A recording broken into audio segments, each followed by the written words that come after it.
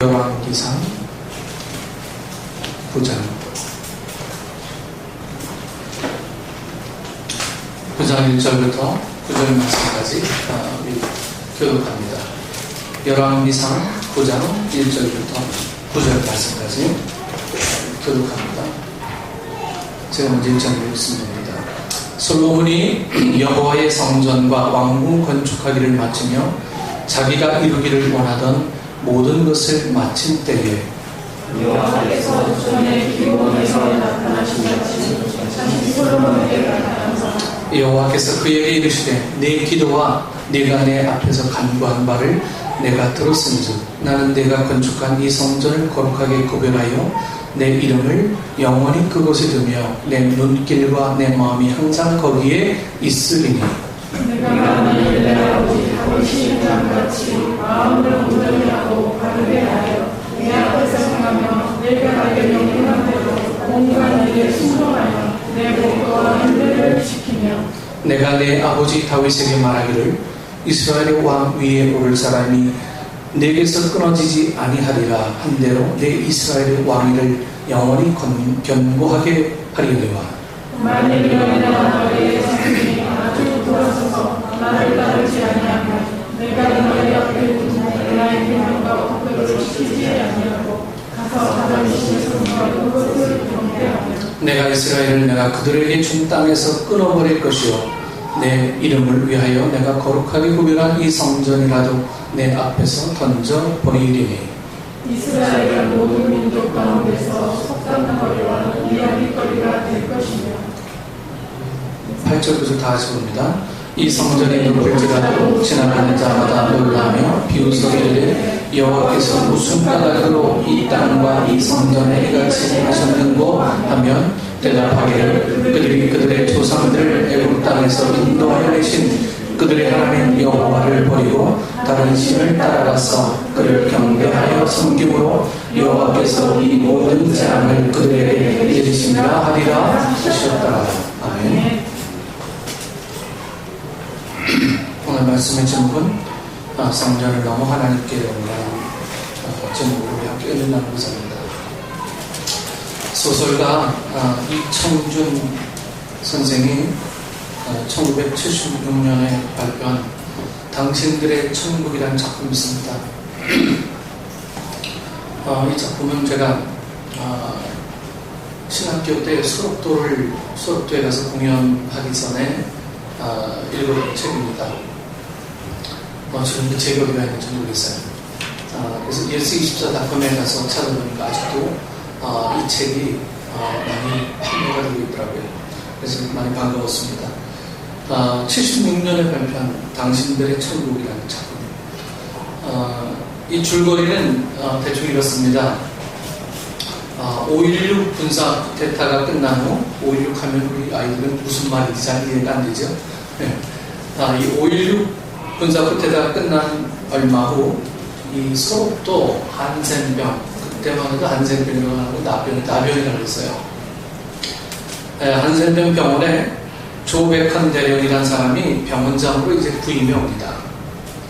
그는 이 한센병 환자들을 위해서 이 소록도를 천국처럼 만들겠다고 말한 후에 이 성을 개발하기 위해서 주민들의 의견과는 상관없이 이 자기 생각대로 밀어붙입니다.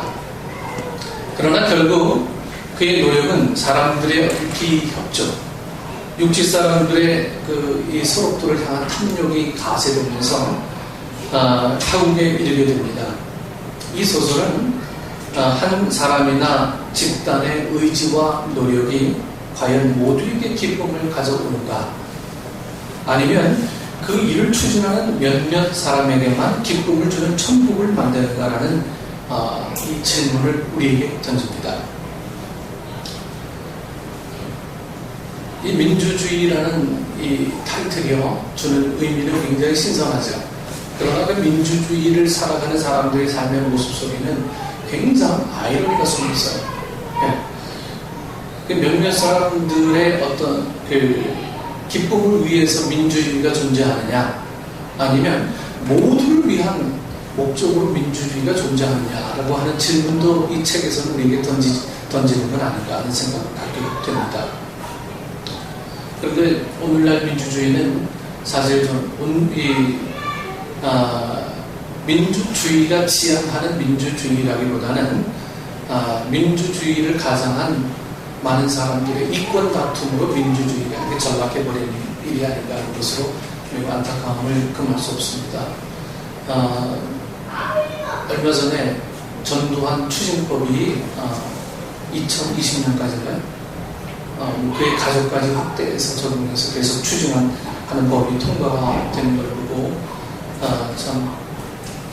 그 당시 정권이 벌써 몇 단계가 지나갔음에도 아직까지도 그 일이 매듭이 되지 않고 계속해서 우리 국민들의 가슴을 좀 서늘하게 하는 이유를 보면, 좀 싸늘하게 하는 이유를 보면 이 민주주의가 온전하지 않은 사람들에 의해서 지배되어 온 건 아닌가 생각을 많이 갖게 됩니다.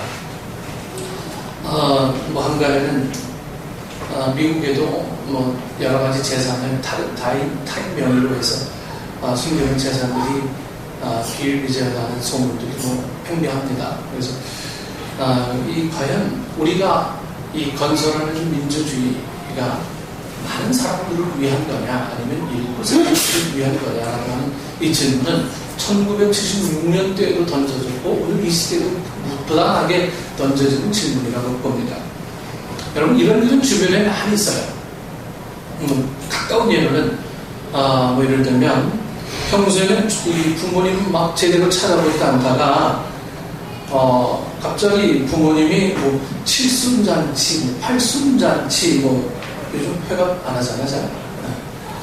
이거 연다면 평소에는 부모님 안 돌아보지 않다가 칠순잔치, 팔순잔치 하면 그냥 열면서 어머니 없고 둥둥둥둥 막 하면서 온갖 효자형네 다니죠. 그리고 그 후에 다시 부모님을 나몰라라 한다면 그것은 마치 대단한 효자인 것처럼 사람들 앞에 생색을 내는 이 자녀들만을 위한 잔치가 될 것입니다.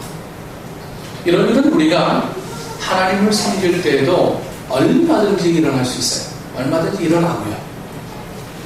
우리 생각에는 하나님을 기쁘시게 한다고 하지만 하나님께는 아무런 영광도 되지 않고 오히려 하나님을 괴롭힐 때가 굉장히 많이 있다라고요.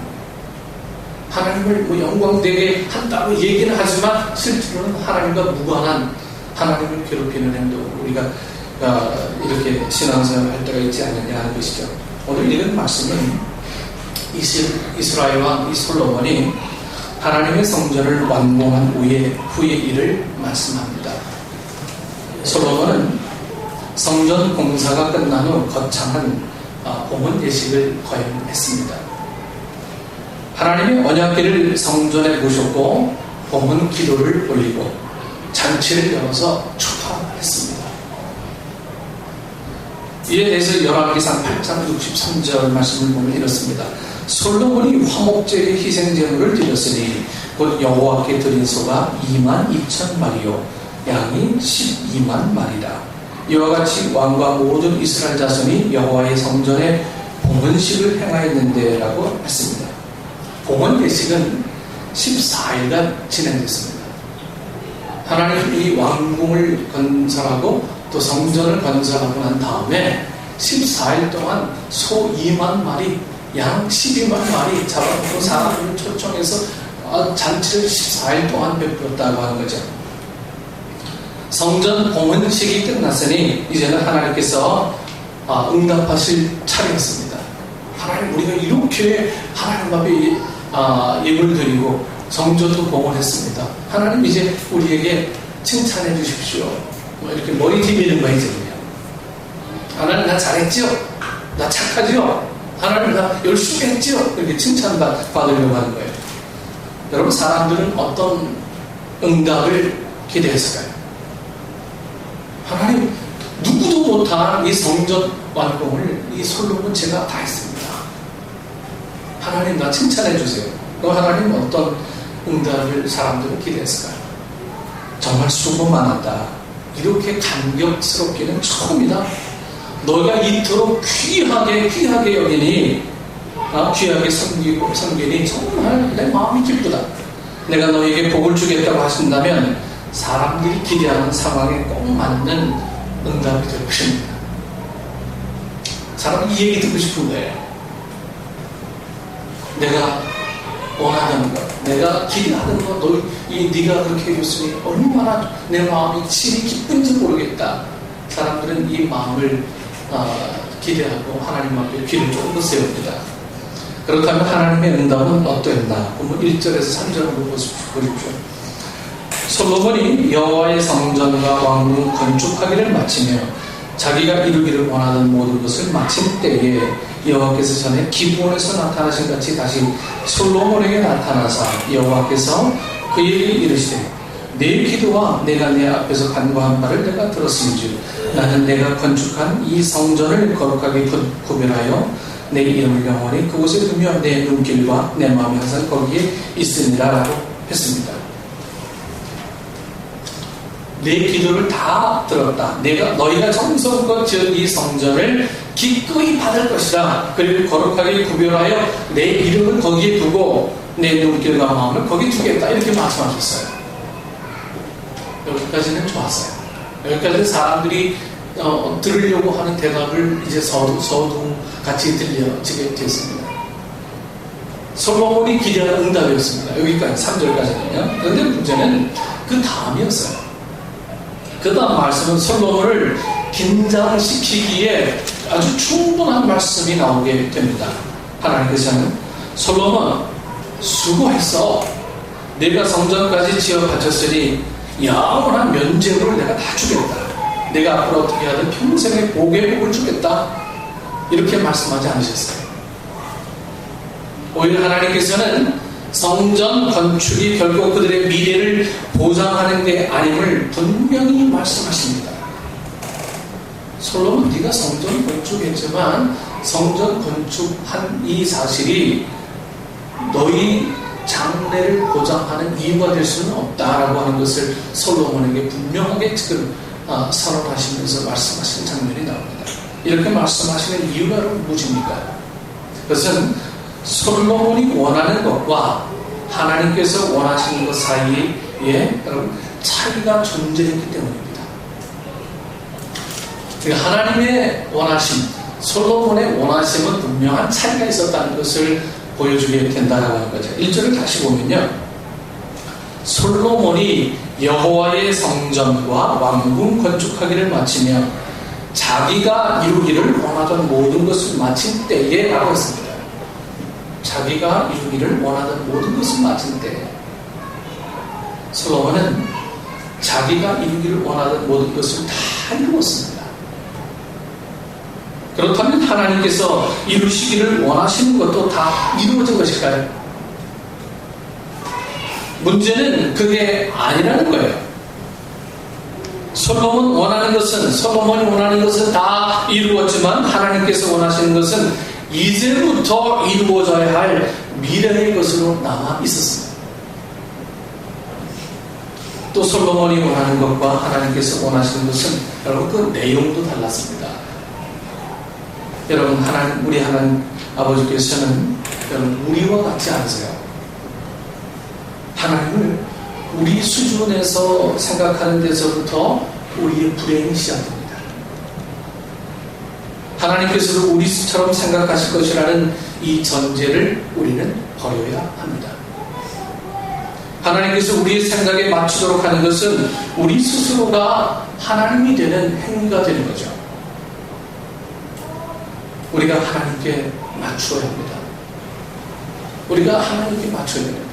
하나님이 원하시는 부분들, 그렇다면 뭐가 하나님이 원하시는 부분이라는 걸 여러분들이 잘 알아가는 것이 믿음 생활에 있어서 가장 중요한 포인트가 될 수가 있어요.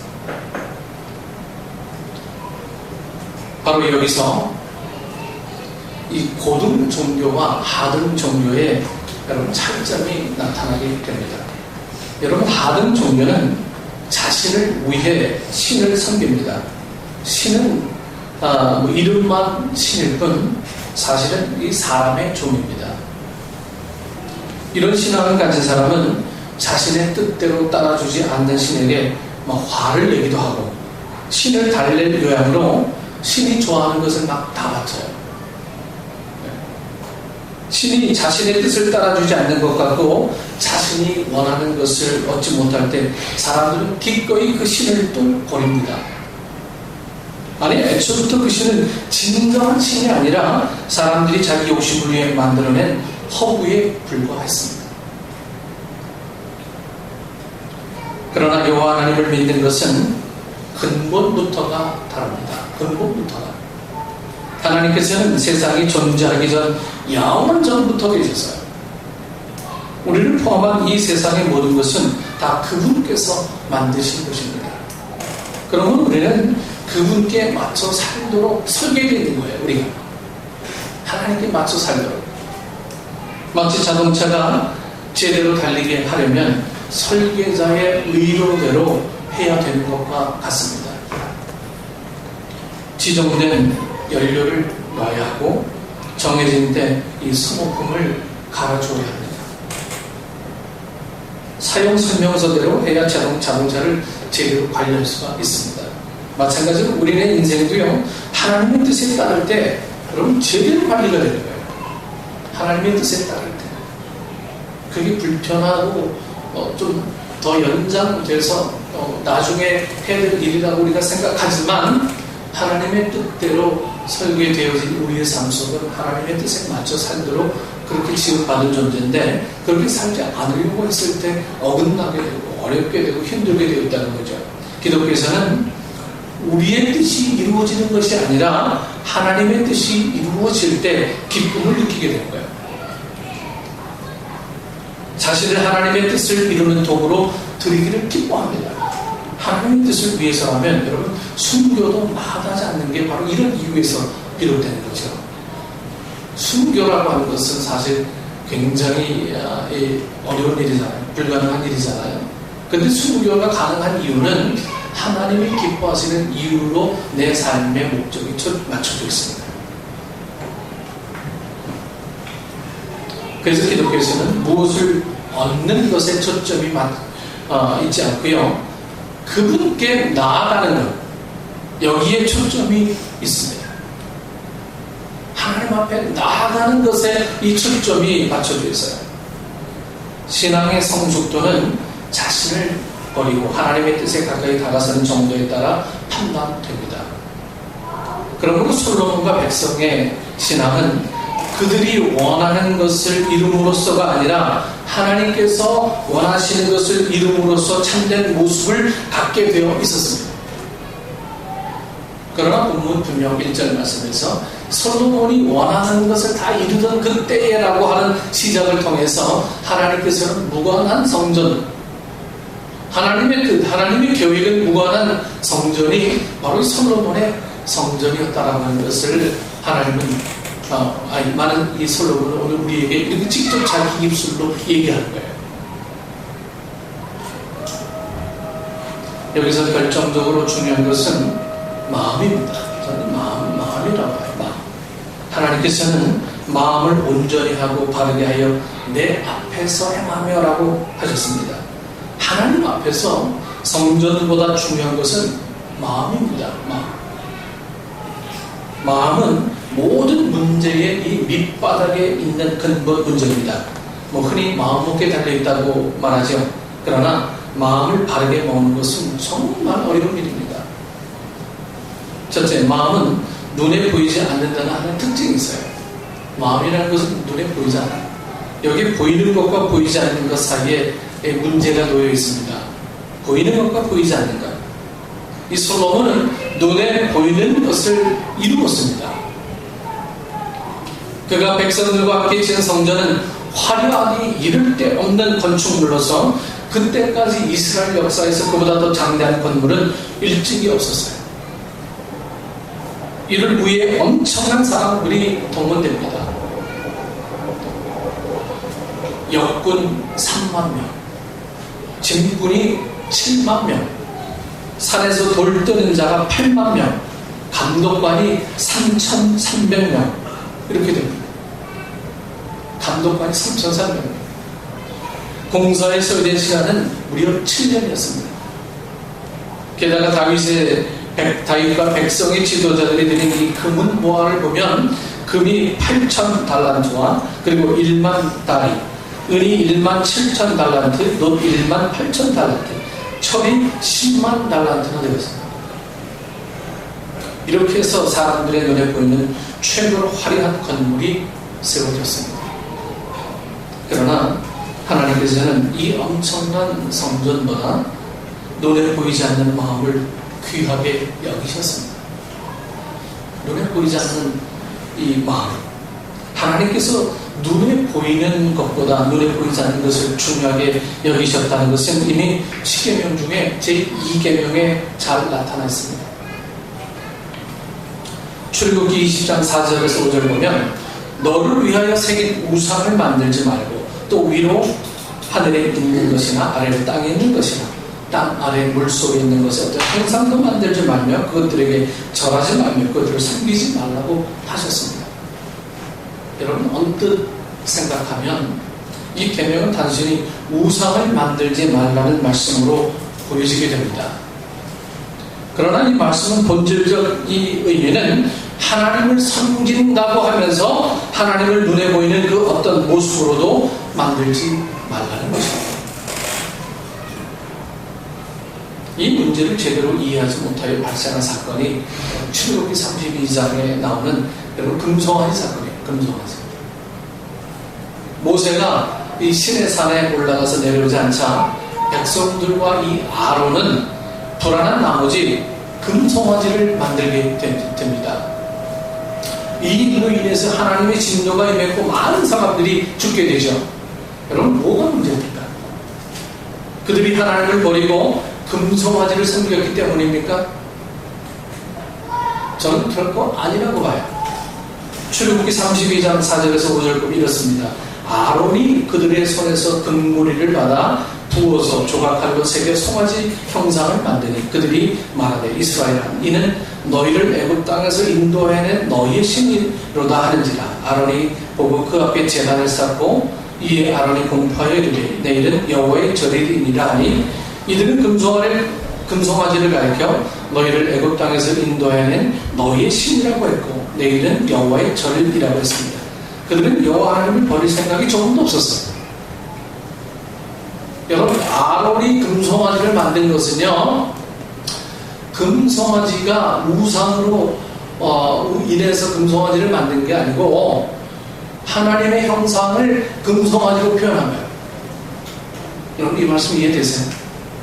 아론이 하나님을 버린 사람이 아니고 온갖 금붙이를 다 모아서 이거는 하나님의 형상이다 라고 만드는 것이 송아지 형상으로 나타나는 거죠.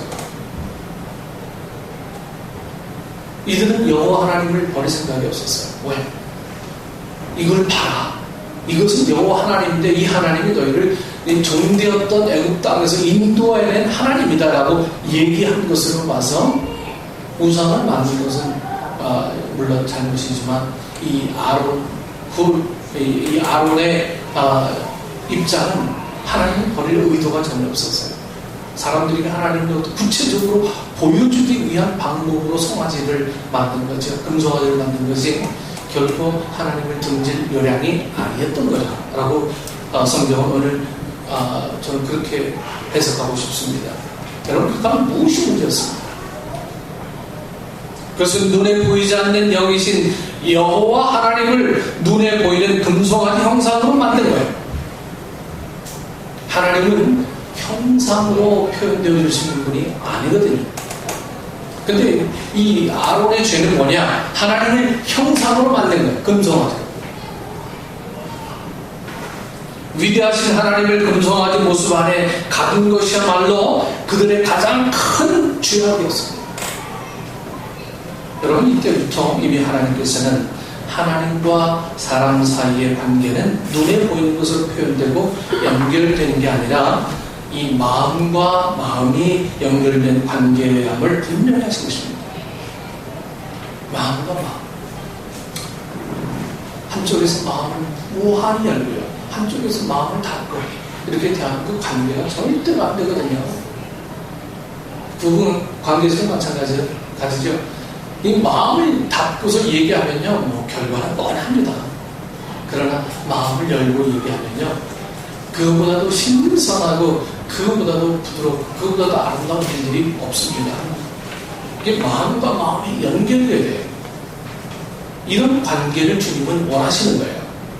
하나님은 그래서 우리의 물질을 보시는 것이 아니라 우리의 뭘 보신다고? 중심을 보신다. 우리의 마음을 보신다. 우리의 마음. 하나님은 눈에 보이는 그 무엇으로 매수되는 분이 아닙니다. 세상에는 뭐 뒷거래해서 뭐 여기 사업하시는 하는 사람은 오다 따오기도 하고 뭐 이럴 수 있지만 하나님도 그 뒷거래로 용납되시는 분이 아니라고 하는 거예요. 눈에 보이는 그 어떤 것으로 하나님을 현혹하려고 하는 것처럼 어리석은 것은 없습니다. 그러므로 솔로몬의 성전이 아무리 크고 아무리 화려해도 그것은 눈에 보이는 것입니다. 내가 볼 때 화려한 것이지 하나님 볼 때는 결코 화려한 것이 아니라 이 솔로몬의 어떤 이기적인 마음들, 솔로몬 자기 욕심을 채우기 위해서 성전을 이용한 이 솔로몬의 지극히 이기적인 발상에서 나온 이 성전을 하나님을 볼 수밖에 없었다라고 합니다. 그것은 결코 하나님이 원하는 게 아니었습니다. 어제 집에 들어가기 전에 어제 서울에 한 바퀴 쭉 돌았습니다. 서초동 모모 교회 이렇게 옆을 지나가게 됐어요. 엄청나게 큰 교회, 엄청나게 큰 교회. 이렇게 지나가 보면서 참 여러 가지 생각을 하게 됐습니다.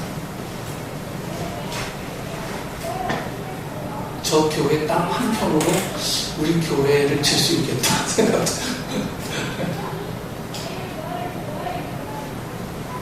이런 생각하면서 물론 하나님께서 그곳에 뭔가 계획이 있으셔서 그 엄청난 교회를 짓도록 허락하셨는지 모르겠지만 참 여러 가지 좀 이 마음이 복잡한 마음들이 막 스쳐 지나가게 됐어요. 하나님 보실 때 기뻐하는 것은요, 저는 굳이 우리가 위로한다면, 자위한다면 마음과 마음의 연결이어야 한다는 겁니다. 하나님 우리의 마음을 보세요. 하나님 우리의 마음, 내가 헌신하려고 하는 마음, 내가 하나님을 위해서 희생하려고 하는 마음, 내가 하나님의 나라를 위해서 뭔가 함께 하려고 하는 그런 마음들, 이런 마음과 마음에 연결되어진 그곳에 성령의 놀라운 은혜와 교통은 분명히 임재되어지는데, 이 마음이 닫혀있다면 하나님을 볼 수 있는 우리 영적인 안목이 우리 삶 속에서도 결코 보여질 수가 없다라고 하는 것이죠. 사실 따져보면 하나님께서는요, 단 한 번도 성전을 지어 바치라고 요구하신 적이 없어요. 하나님께서 성경을 뒤져보세요. 내 성전을 지어 바쳐라라고 얘기한 구절이 있습니까? 단 한 번도 성전 지어 바치라고 한 적이 없어요. 늘 하나님의 요구는 뭡니까? 하나님을 경외하고 사랑하는 마음이었습니다. 그러므로 성전 건축은 솔로몬과 백성들의 어떤 자기 만족, 자기들만을 위한 잔치일 가능성이 커졌습니다. 그들은 우리는 성전을 지어 바친 사람들이야, 우리가 얼마나 하나님을 사랑하는지 저 성전을 보면 알 수 있지 않겠냐, 저 성전이 우리 마음일세라고 말하고 싶었을 것입니다. 저는 이미 한 15년 전부터 미국의 교회들을 봐왔습니다. 무수히 큰 교회들이, 엄청나게 큰 역사가 오래된 교회들이 10명, 20명 할머니들 앉아서 예배드리는 모습을 많이 봤어요. 한국 교회도 분명히 답습할 거라 저는 그렇게 또 보고 있습니다. 그렇다면 아무리 우리가 하나님 우리가 원해서 성전을 짓는다 할지라도 그것은 하나님과 무관한 일이 될 건데, 그렇다면 성전 자체보다는, 이 건물보다는 우리의 마음을 기뻐 받으시는 하나님과 관계를 맺는 이 일이야말로 진정한 성전 건축 일이 아니냐는 거죠. 하나님 앞에 마음을 두는 이 일들. 그러나 하나님 앞에 마음을 두는 일조차도 우리가 고려한다면, 우리가 정말 원하던 땅을 얻거나 건축을 하거나 아니면 모든 일이 우리 원하는 대로 이루어졌을 때 생겨나는 또 다른 문제는 우리는 우상을 향해 달려가고 있는 하나의 요인과 전혀 다를 바 없는 것 아니냐 하는 것이죠.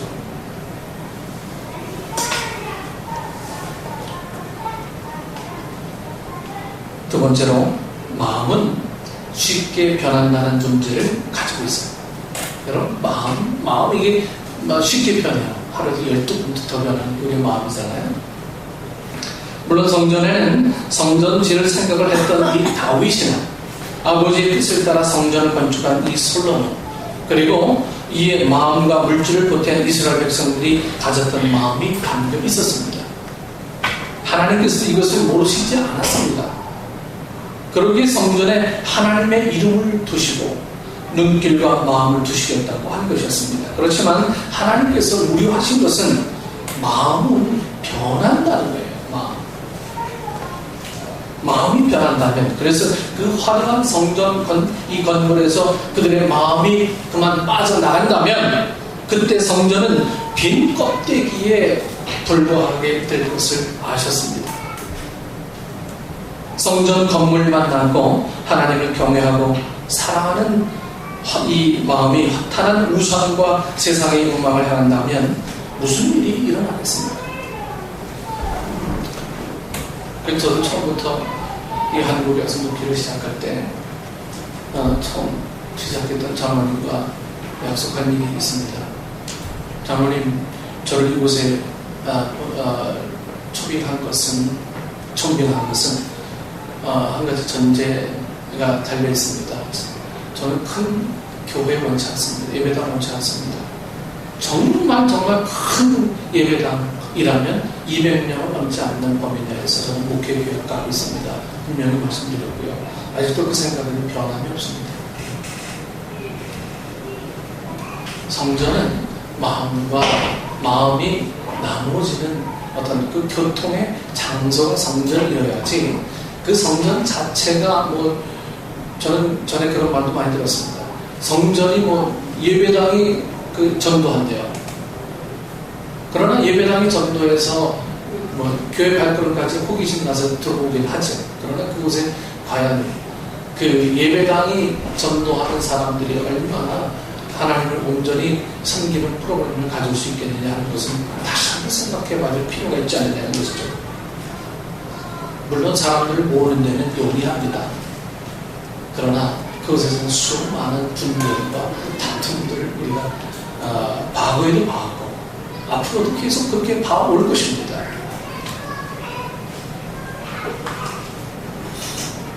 하나님께서 우리와 하신 일은 그 후에 이제 실제로 막 일어나게 됩니다. 시간이 지나면서 솔로몬의 마음은 그만 하나님을 떠나버리게 됩니다. 성전을 바친 이 솔로몬의 마음은 이미 성전을 떠나가요. 긴 껍데기만 남았습니다. 그는 여러 나라의 여인들을 아내로 맞아들였습니다. 그 여인들이 가져온 우상을 함께 숭배합니다. 하나님께서는 선지자들을 통해서 경고하셨지만 솔로몬은 결코 듣지 않았습니다. 그때 이미 성전은 빈 껍데기만 남은 거예요. 하나님이 건물을 받으십니까? 건물 절대 안 받으세요. 그 속에 담겨진 마음을 받으시죠. 그렇게 시간이 지났고 결국 나라는 이 북왕국 이스라엘과 남왕국 유다로 이제 나뉘게 됩니다. 그리고 주전 586년에 예루살렘 성전은 바벨론 제국에 의해서 막 초토화되죠. 하나님께서는 성전이 초토화되어도요 조금도 아쉬워하지 않으시고 그냥 바라보십니다. 처음부터 그분이 요구하는 것도 아니었고 단지 그들의 마음이 담겨있어 받으신 것이었으므로 이제 그들의 마음이 떠난 성전은 하나님에게 아무런 의미가 없었던 것이죠. 그러나 이스라엘 백성들은 이 뼈저린 역사의 교훈을 마음에 새기지 않았어요. 시간이 수백 년 더 지나 예수님 당시에 와서도 마찬가지였습니다. 예수님 당시 예루살렘에는 포로에서 귀환한 백성들이 지은 이 성전이 있었고 헤롯 대왕은 그 성전을 엄청난 규모로 확장하는 공사를 하고 있었습니다. 이 확장 공사로 성전 규모가 커졌고 아주 화려해졌기에 사람들은 감탄에 감탄을 거듭했습니다. 이는 예수님의 제자들도 예외가 아니었습니다. 마가복음 13장 1절 2절 표준 세번역으로 읽어보면 좀 실감이 납니다. 자, 13장 마가복음 13장 1절 2절에 표준 세번역으로 보겠습니다. 선생님이 보십시오. 얼마나 굉장한 돌입니까? 얼마나 굉장한 건물들입니까? 이에 대한 예수님의 응답은 어땠습니까? 그 다음을 보면 너는 이 큰 건물들을 보고 있느냐? 여기에 돌 하나도 돌 위에 남지 않고 다 무너질 것이다. 여러분, 이게 예수님의 대답이었어요. 제자들조차도 큰 건물과 큰 돌에 눈이 휘둘려 있었는데 예수님의 대답은 이 돌은 돌 위에 남지 않고 다 무너질 거다.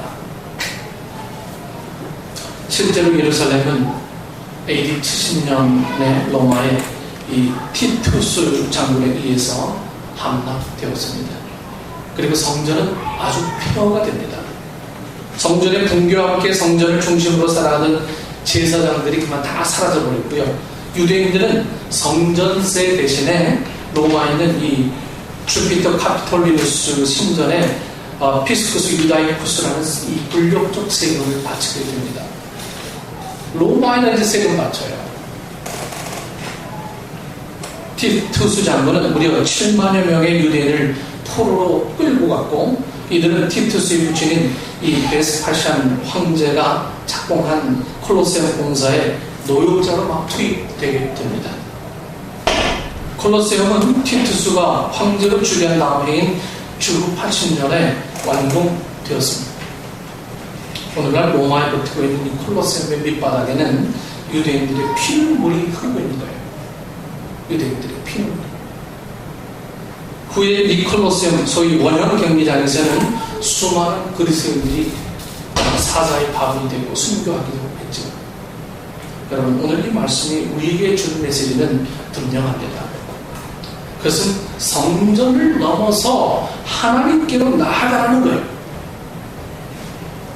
성전을 넘어서 하나님께로 나아가라. 성전들에 들어와 이 성전이 얼마나 위대한가, 우리가 하나님께 드린 건물이 얼마나 대단한가라고 자화자찬하고 있으면 안 된다라고 하더라고요. 우리는 아직 그런 건물조차도 짓지 못했지만 저는 이렇게 화려하게 지을 건물 생각도 꿈에도 꾸고 있지 않고요. 다만 이 공간 속에서 우리의 마음과 마음이 연결되어지고 하나님의 마음을 읽어낼 수 있는 많은 사람들이 이곳에 모여 있으면 이곳은 그 어느 것보다도 화려하고 그 어느 것보다도 주님이 임재한 하나님의 성전이 될 수 있다라고 하는 것이 저의 생각입니다. 작든 크든 그것이 문제가 아니고 그곳에서 마음과 마음을 나눌 수 있는 것, 그리고 하나님의 마음이 그곳에 늘 임재되어 있는 것을 많은 사람들이 경험하는 거예요. 성전들에 들어와 이 성전이 얼마나 위대한가, 우리가 하나님께 드린 건물이 얼마나 대단한가라고 자화자찬하고 있는 현실의 많은 모습들을 바라보게 되면 마음이 참 씁쓸하기도 하고요. 어떤 때는 부럽기도 하다가 어떤 때는 좀 씁쓸하기도 하고요. 복잡한 마음들이 왔다 갔다 합니다. 눈에 보이는 몸으로 눈에 보이는 성전 건물에 드나드는 것만으로는 하나님을 기쁘게 할 수가 없습니다. 하나님을 정말로 기쁘게 하기 위해서는 눈에 보이지 않는 이 온 마음을 기울여서 눈에 보이는 이 성전 건물 넘어 계신 눈에 보이지 않으시는 위대하신 여호와 하나님께로 나아가야 되는 거예요. 이제 우리는 눈에 보이는 작은 행위로 하나님을 섬겼다고 자부하는 것을 우리 회개해야 합니다. 그리고 경고의 말씀에 우리 귀를 기울여야 합니다. 6절 이하의 말씀들을 우리가 한번 다 같이 한번 보겠습니다. 6절 이하의 말씀들을요. 자, 6절부터 우리 다 같이 한번 봅니다.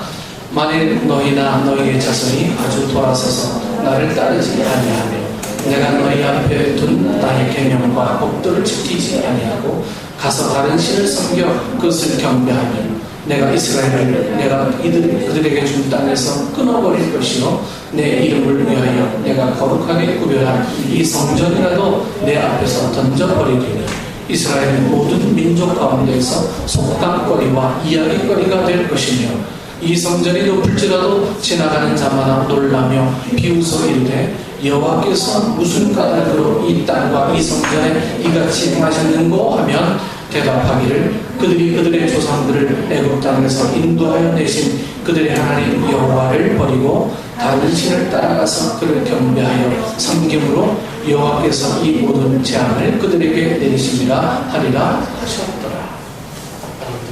하나님은 우리의 마음을 원하세요. 우리가 화려하게 지으면 얼마나 화려하게 짓겠습니까? 우리가 돈이 있으면 얼마나 있겠습니까? 우리가 갖고 있는 재능이 있으면 얼마나 있겠습니까? 주님은 이걸 보는 게 아니에요. 주님은 우리의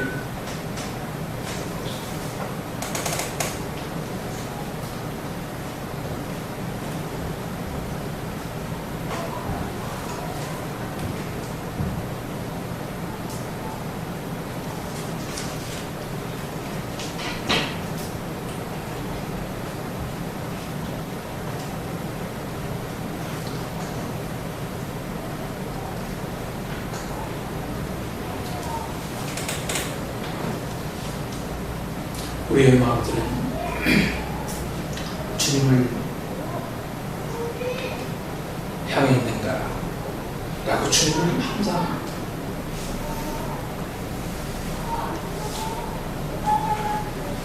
우리 자신에게 이렇게 물 수 있어야 합니다. 하나님께서는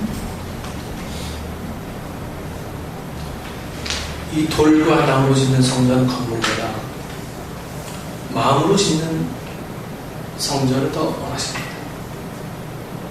그러하게 고린도전서 3장 16절 말씀하시기를 너희는 너희가 하나님의 성전인 것과 하나님의 성령이 너희 안에 계신 것을 알지 못하느냐 말씀하고 계십니다. 하나님께서는 이 말씀을 바울 사도를 통해서 주셨습니다. 바울 사도는 성전의 사람이었습니다.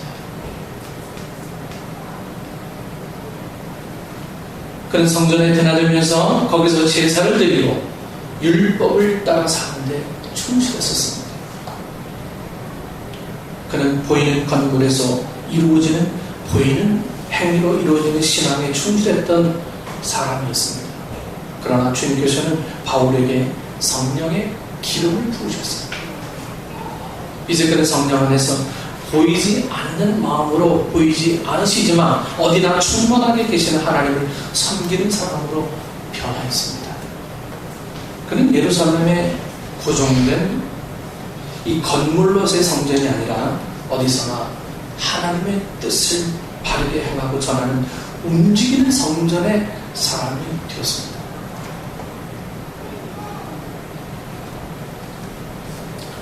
이런 찬양이 있습니다. 찬양의 열기 모두 끝나면 주 앞에 나와 더욱 진실한 예배를 드리며 주님을 향한 노래 이상의 노래 내 마음 깊은 곳에 주께서 원하신 것 화려한 음악보다 뜻없는 열정보다 중심을 원하시죠.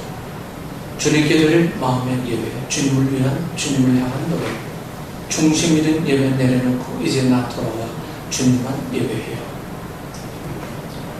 찬양의 열기 모두 끝나면 주 앞에 나와 이런 찬양